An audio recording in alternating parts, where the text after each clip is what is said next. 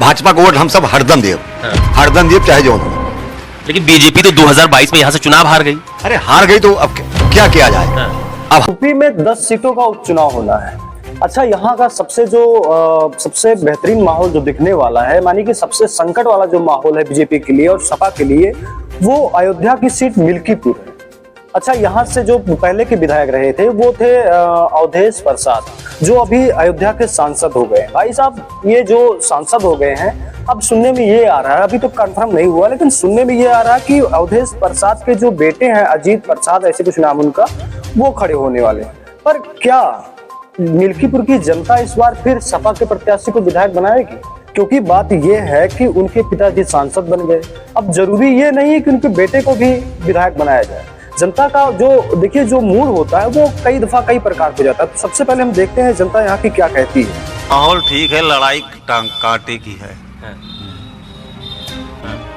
लेकिन वही उनको नुकसान कर रहा है कि जैसे पिता सांसद तो लड़का जो है कि विधायक के पद और कार्यकर्ता नहीं है टिकट देने के लिए, उन्हीं परिवार में है।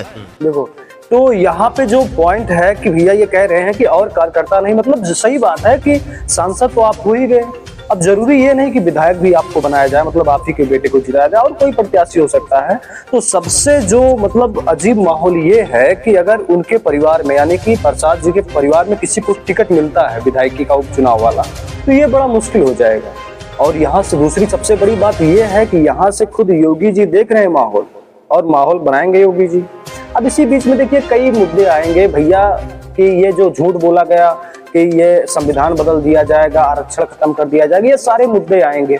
अब देखना ये, वैसे अगर देखा जाए तो सपा भी यहाँ से कमजोर नहीं है, सपा का भी काफी बढ़िया यहाँ पे रिस्पॉन्डिंग है, क्योंकि अवधेश प्रसाद जो है ये भी दलित समाज से आते हैं, और दलित समाज यहाँ से जिसको जिताएगा वही प्रत्याशी बनेगा। आगे देखते हैं एक और छोटा सा वीडियो। कोनो चर्चा चल नहीं रही है, सब भाजपा को वोट हम सब हरदम देव चाहे जो हो। लेकिन बीजेपी तो 2022 में यहाँ से चुनाव हार गई। अरे हार गई तो अब क्या किया जाए। अब हम सब ये कोशिश करें कि हारे नहीं दिए। अब बाकी भाई नेता हो तो उसे बलावत नहीं सुनता हो, गुस्सा थोड़ा सिर्फ गोरखनाथ से लागत है। गोरखनाथ जो पिछली बार उम्मीदवार थे बीजेपी के, क्या कुछ नहीं, किसी जैसे कोई मर जाता है, कोई मतलब जी जाता है, उसके द्वार पे गरीबे आदमी के मतलब द्वारे पहुंचे बस, और कोनो दिक्कत है नहीं।